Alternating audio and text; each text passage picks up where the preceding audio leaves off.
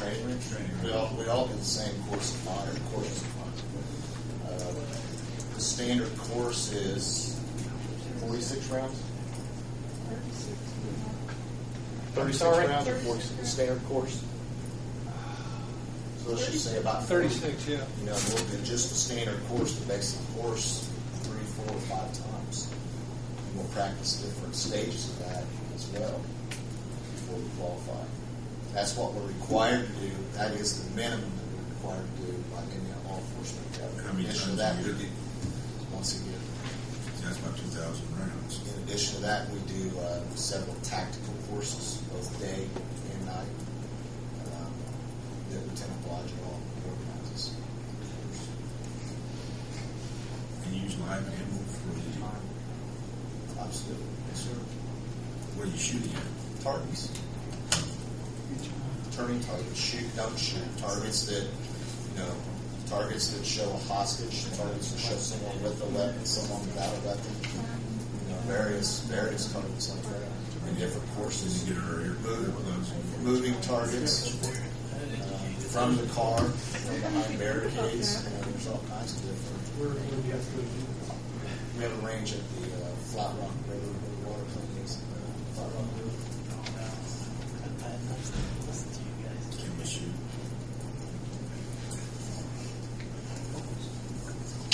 I assume that you could. I'll go ahead and move we approve the purchase, but when budgeting next year, it sounds like you did have some left over from last year, Brian. So I'm coming up with saying about 200 or 300 shots per officer, and then however much extra training you do. But And we do recycle brass. okay, Where's that money go to? They're reloaded. Lieutenant Blodgett sends that brass in, and they're reloaded. We train with basically it's a practice ammo. And that's just an expense. So this is new ammo here you're ordering. It's new, yes, but it's a lower grade. And then we'll order more reloads. He sends the brass in to get reloaded, yes. And you have to repurchase those. It's all included in this. This is our cost for it.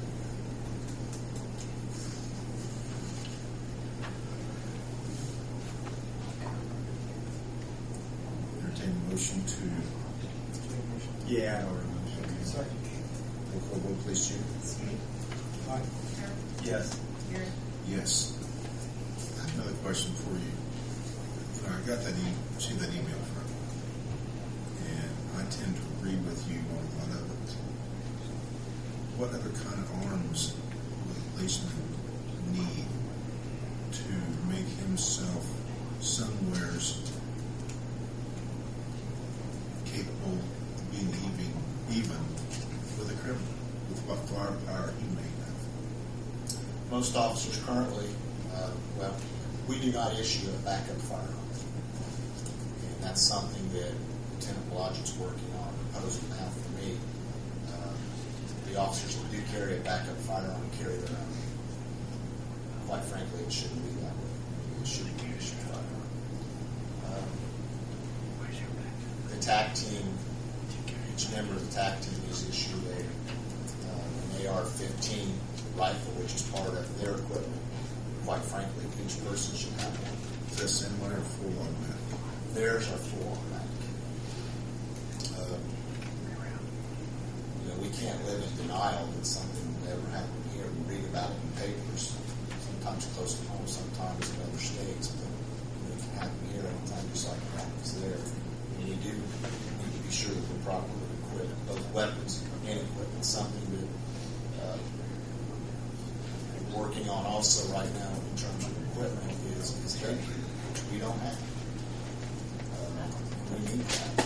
I wasn't prepared to address that tonight, but that's something that it's a pretty sizable expense to issue everyone proper headgear, basically a helmet with goggles or shield, for if we ever were faced with a situation that we would need it. Right now we don't have it. So that's just an example of equipment that I mentioned to you in that email. I mean, we've made progress, we've obtained things, and things do take time. obviously, you have to operate within the budget. But those are just a few items that I mentioned in that email that I need to take a look at, and I need to come up with a proposal to present to you and to Board Works to see if we want to move in that direction. Keep in mind, the first thing is safety gear. I mean, it'd be nice to have the offensive gear or defensive gear as well, but I think safety gear is first priority. Absolutely. And that's again, I wasn't prepared to address the board tonight. That's another good part of it. And everyone is issued standard body armor for our daily uniform. Only the TAC team has a higher level of body armor in the event that they're faced with a situation of that type. If anyone that's not on the TAC team, if they were to roll upon a scene, we can come up with all kinds of scenarios that they would have this basic body armor, which stops basically. If somebody had rifles or assault rifles or shotguns, this isn't as much good.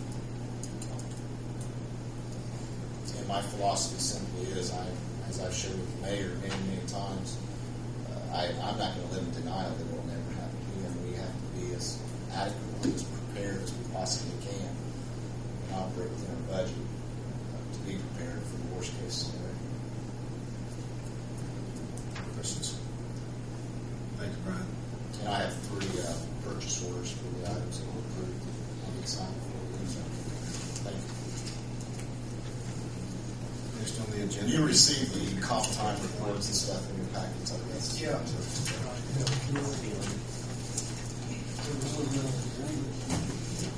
Yeah, everything's going really well on both of those. The mayor asked me to provide copies to Board Works and City Council both. Kind of that's why I'm. Thank you. Darren Burkhart, HNTV update.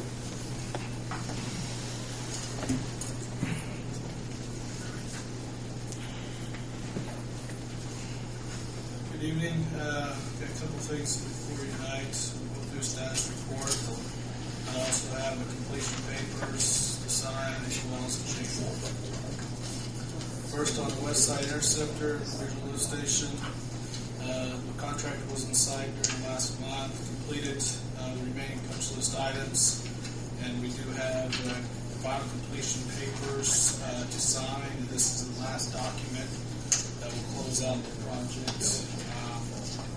A little background on that: the original contract price was $2,750,519.80. We had 3 change orders that totaled $29,796.40 for a grand total project cost of construction cost of $2,780,316.20. It's kind of just a brief history of that. For the most part, things went pretty well. Yes. Do you have that in front of you? There's $100 difference in water. Which one are you talking about? This side here, something.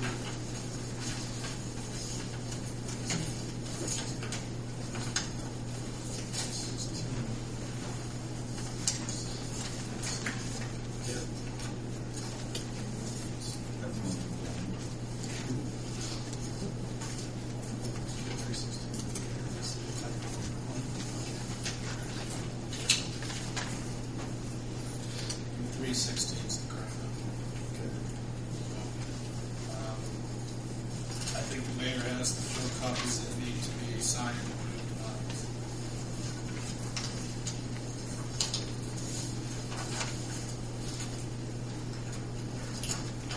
Continue on then.